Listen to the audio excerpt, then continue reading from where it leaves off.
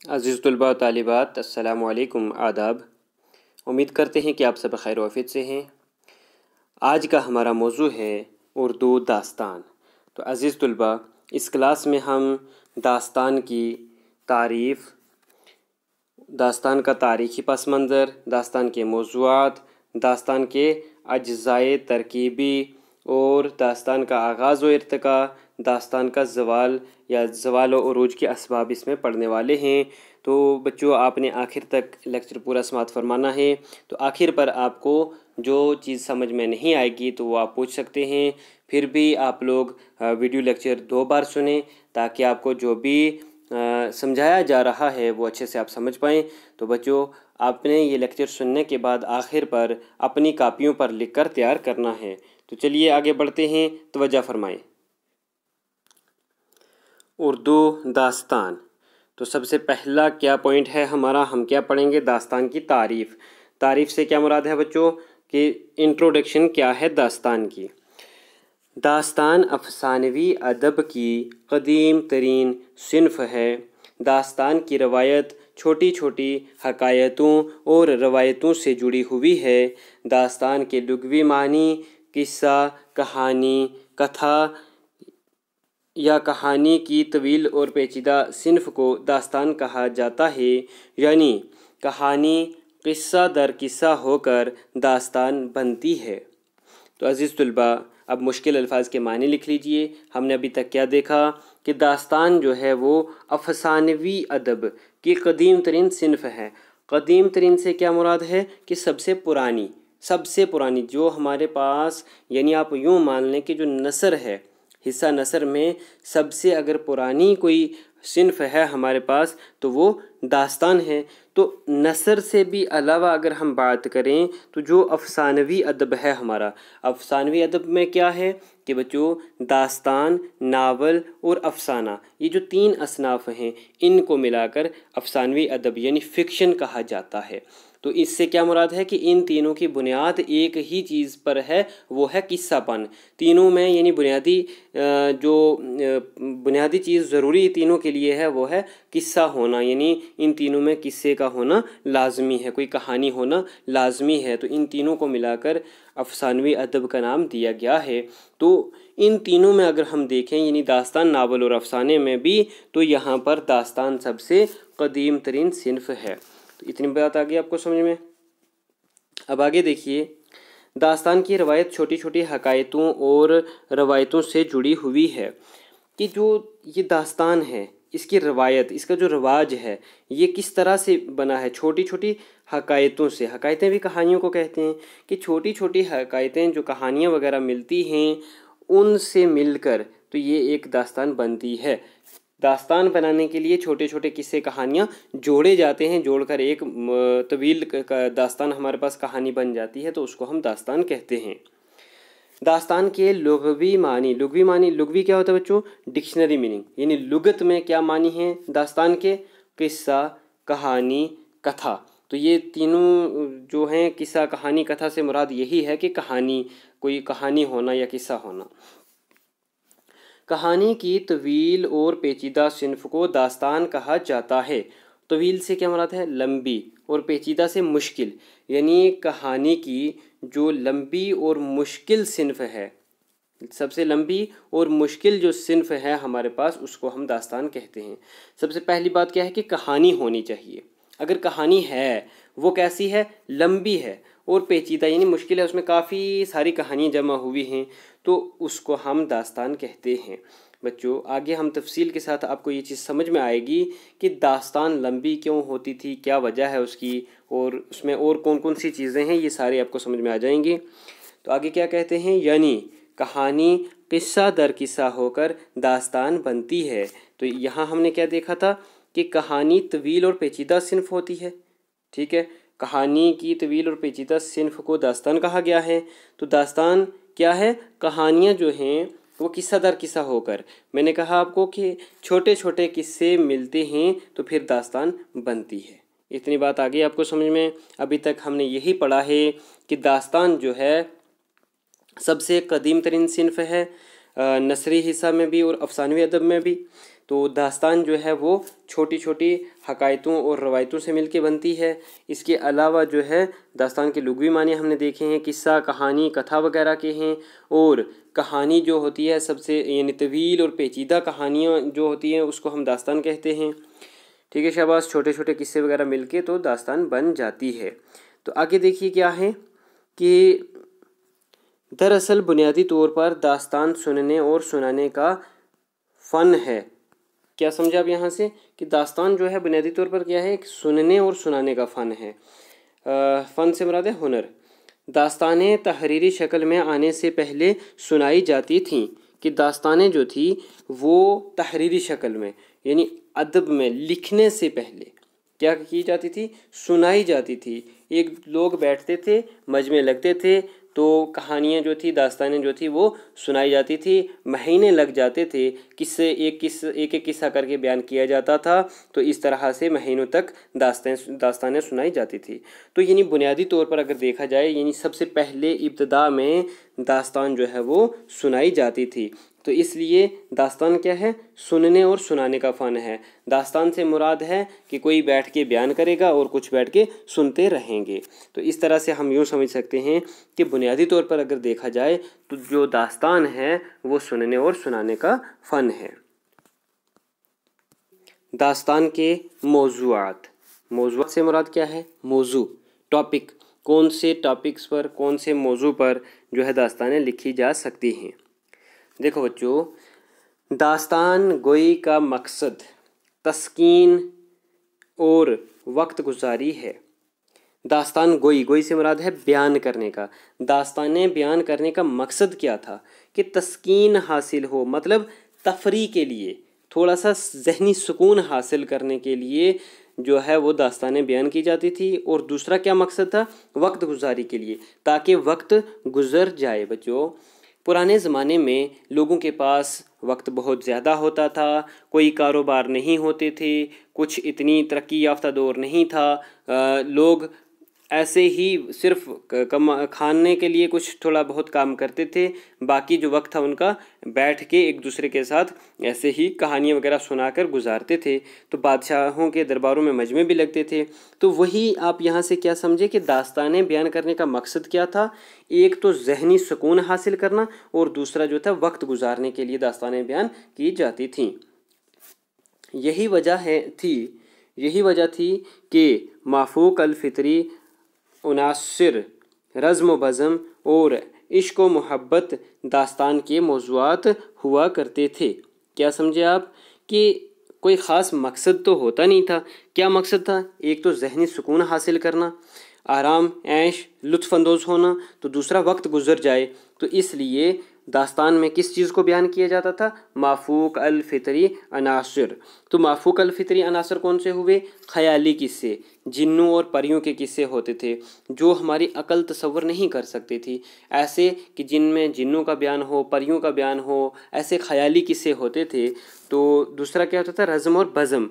रज़्म से मुराद क्या है बच्चों, जंग व जिदाल, जंगों का जिक्र होता था। और दूसरा क्या है, बज़्म, यानी बज़्म होता है महफिल, इश्क व मोहब्बत की जो महफिलें वगैरह होती थी उस हवाले से भी दास्तानें बयान होती थी, किस्से वैसे भी होते थे।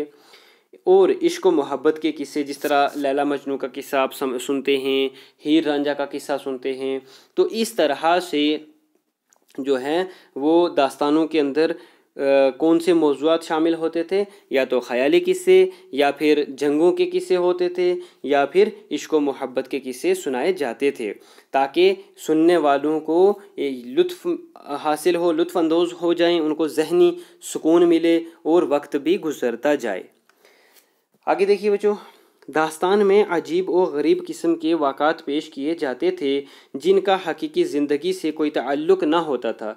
तो ये जो यहाँ से यहाँ तक आप देख रहे हैं, इससे मुराद यही है माफूक अल-फितरी अनासर, यानी ऐसे अजीब और गरीब किस्म के वाक़ात पेश किए जाते थे। वाक़या की जमा है वाक़ात, कि ऐसे वाक़ात पेश किए जाते थे जिनका हकीकी ज़िंदगी से कोई ताल्लुक़ नहीं होता था, यानी ख़याली किस्से, ख़याली कहानियाँ पेश की जाती थी जिन हकीकी ज़िंदगी के बारे में उनके साथ कोई ताल्लुक़ नहीं होता था। ज़्यादातर जिन्नों, परियों और देवों की फ़र्ज़ी किस्से बयान होते थे। बयान किए जाते थे। तो दास्तानों में कौन से मौज़ूआत शामिल होते थे? वही ख़याली किस्से हकीकी ज़िंदगी के साथ जिनका कोई ताल्लुक़ नहीं होता था, और उसमें जिन्नों, परियों और देवों की कहानियाँ शामिल होती थीं। बच्चों, इस हिस्से में हमने क्या पढ़ा? दास्तान के मौज़ूआत के हवाले से हमने क्या देखा है कि दास्तान का मकसद सिर्फ़ यही होता था बयान करने का कि सुनने वालों को सुकून मिले और उनका वक्त भी गुजर जाए। तो इसलिए वो ऐसे ही मौज़ूआत शामिल करते थे जो लोगों को सुनने में दिलचस्पी पैदा हो। जिस तरह से वो ख़याली किस्से, जिन्नों परियों की कहानियाँ सुनाते थे, जंगों के किस्से, इश्क मोहब्बत के किस्से सुनाते थे, ताकि उनको सुकून भी मिले और उनका वक्त भी गुजर जाए। तो चलिए, उम्मीद है कि इतना आपको समझ में आ गया है। अब आगे देखिए, तीसरा पॉइंट है दास्तान के अज्ज़ाए तरकीबी। अज्ज़ा जो लफ्ज़ है बच्चों जुज़ से निकला है, जुज़ की जमा होगी अज्ज़ा। तो कहने का मकसद क्या है कि दास्तान के लिए ज़रूरी अज्ज़ा कौन कौन से हैं, तरकीब देने के लिए, दास्तानें लिखने के लिए जो ज़रूरी अज्ज़ा हैं वो कौन कौन से हैं। तो उसमें देखिए, सबसे पहले आता है किस्सा। किस्सा क्या होता है बच्चों? कि वाक़ात या किस्सा अफ़सानवी अदब का बुनियादी जुज़ है। कोई ना कोई कहानी होना चाहिए। जब कहानी होगी तभी दास्तान बन पाएगी। छोटी छोटी कहानियाँ मिल के दास्तानें बनती हैं। तो इसलिए किस्सा जो है वो आप पहले भी मैं बता चुका हूँ कि अफ़सानवी अदब का बुनियादी जुज़ है। तो इसलिए किस्सा का होना लाजमी है, एक चीज़। दूसरा, आगे देखिए क्या है, तवालत। कि तवालत से क्या मुराद आप समझते हैं? तवालत किसको कहते हैं? तवालत होता है तवील से निकला है, मतलब लंबाई। दास्तानें लंबी होती हैं। लंबी से मुराद क्या है कि जिसको सुनाने में 1-2 महीना लग जाए, महीने 2-3 भी लग जाते थे। तो इसलिए दास्तान के लिए ये ज़रूरी है एक अज्ज़ाए तरकीबी कि ये लंबी होना चाहिए। तवालत दास्तान की पहचान है। पीछे भी हम पढ़ चुके हैं कि तवील और पेचीदा जो किस्म है कहानी की उसको हम दास्तान कहते हैं। तो इसलिए कहानी तवील भी होनी चाहिए, तभी हम उसको दास्तान मानेंगे। प्लाट, देखो बच्चों, ये जो तवालत से मुराद है ना, आप यहाँ यूँ भी समझ सकते हैं कि अगर इसकी लंबाई ज़्यादा नहीं होगी, हकीकी किस्से होंगे तो फिर वो नावल बन जाएगा, या उससे मुख्तसर होगा तो अफसाना बन जाएगा। तो इसलिए दास्तान तवील होना लाजमी है। आगे क्या है, प्लाट। प्लाट बच्चों किसको कहते हैं? प्लाट का मतलब है ढांचा। वाक़ात की तरतीब को प्लाट कहते हैं। यानी जो छोटी छोटी कहानियाँ, हकायात हम शामिल करके दास्तान बनाते हैं, उनको तरतीब देना, यानी सीक्वेंस देना, ऑर्डर में, कि किस तरह से पहले कौन सी कहानी आएगी, फिर बाद में कौन सी कहानी आएगी, उसके बाद कौन सी कहानी आएगी। तो इस तरह से आप क्या समझें कि प्लाट से मुराद क्या है? एक ढांचा तैयार करना, एक तरतीब देने को हम प्लाट कहते हैं। तो जितना प्लाट मजबूत होगा, गढ़ा हुआ होगा, उतनी कहानी अच्छी होगी, दिलचस्प होगी। अगर प्लाट सही नहीं है तो फिर कहानी जो है वो दिलचस्प नहीं होगी, क्योंकि फिर वो वाक़ात आगे पीछे होंगे तो उसमें दिलचस्पी बरकरार नहीं रहती। आगे देखिए, किरदार निगारी। किरदार के बगैर कोई भी किस्सा आगे नहीं बढ़ सकता। बच्चों, किरदार कहते किसको हैं? आप फिल्मों में, ड्रामों में देखते हैं, करेक्टर्स होते हैं, वहाँ हीरो, हीरोइन और भी लोग होते हैं। वही जो लोग हैं उनको किरदार कहते हैं, करेक्टर कहते हैं। कि जो किरदार होते हैं इनका होना कहानी में, दास्तान में ज़रूरी है। क्यों? यही बातचीत करते हैं, इनकी ही हरकत और सकनात की वजह से कहानी आगे बढ़ती रहती है। तो इसलिए कहानी को आगे बढ़ाने के लिए किरदार का होना ज़रूरी है। और बच्चों, किरदारों को मुख्तलिफ़ रूप में पेश किया जाता है। वो आप कहानी जब पढ़ेंगे आपको मालूम हो जाएगा कि किस तरह से हर एक किरदार को ऐसे पेश किया जाता है कि मालूम होता है कि वो जीता जागता इंसान है। माफूक अल फितरी अनासर, अभी हम पढ़ चुके हैं कि दास्तान की एक और पहचान थी, मतलब कि उसके मौज़ूआत में से है कि माफूक अल फितरी अनासर उसमें पेश किए जाते थे। यानी ये दास्तान की पहचान है कि दास्तान में ख़याली कहानियाँ शामिल होती हैं। क्यों? कि अगर ख़याली कहानियाँ नहीं होंगी तो फिर हकीकी किस्से होंगे। तो अगर हकीकी कहानी आ जाएगी तो फिर वो नावल बन जाता है। तो इसलिए दास्तान में माफूक अल फितरी यानी ख़याली किस्से होना लाजमी है। आगे देखिए, मंजर नगारी। मंजर होता है बच्चे नज़ारे से निकला है। तो निगारी लफ्ज़ से क्या मुराद है? निगारी होता है लिखना, मतलब मंजर को पेश करना। ठीक है, तो वाक़ात को इस तरह पेश करना कि नक्शा हमारी आंखों के सामने आ जाए। मंजर निगारी यानी ऐसा नक्शा पेश करना कि पढ़ने वाले को ये मालूम हो कि वो जाए वारदात पर, यानी जहाँ की बात की जा रही है वहाँ पर खुद वो अपनी आँखों से वो मंजर देख रहा है। असलूब, असलूब क्या होता है बच्चों? अंदाज़। अंदाज़ यानी बयान करने का तरीका, इसको हम अंदाज़ बयान भी कह सकते हैं, तर्ज़ तहरीर भी कह सकते हैं। तो जो अंदाज़ है, कहानी के अंदाज़ बयान को असलूब कहते हैं, यानी किस अंदाज़ में आप पेश कर रहे हैं। कुछ आसान ज़ुबान में पेश करते हैं, कुछ पेचीदा मुश्किल तरीके से पेश करते हैं, तो वो जो आपके बयान करने का तरीका है उसी को असलूब कहा जाता है। तो ये भी दास्तान का एक अहम जुज़ है। तो बच्चों यहाँ तक हमने क्या देखा? दास्तान के अज्ज़ाए तरकीबी। तो दास्तान के अज्ज़ाए तरकीबी क्या हैं ये? कि जो अहम जुज़ हैं जिनको मद्देनज़र रख कर दास्तानें लिखी जाती हैं, उसमें किस्सा, तवालत, प्लाट, किरदार निगारी, माफूक अलफित्री अनासर और मंजर नगारी का होना लाजमी है। मंजर नगारी के अलावा असलूब का होना भी ज़रूरी है। बच्चों मुझे उम्मीद है यहाँ तक आपको समझ में आ चुका है। अब हम देखेंगे दास्तान का आगाज़ व इर्तिका। तो दास्तान के आगाज़ व इर्तिका के हवाले से बात करेंगे, तो उससे पहले हम क्या देखेंगे कि पस मंज़र क्या है, जिसको हम बैकग्राउंड कहते हैं, कि दास्तान वजूद में कैसे आई, वो थोड़ा सा पस मंज़र हम देख लेते हैं। तो फिर हम इब्तदाई दौर की दास्तानें देखेंगे। वीडियो लेक्चर थोड़ा सा तवील हो चुका है, तो इसलिए इस क्लास में हम इतना ही पढ़ेंगे।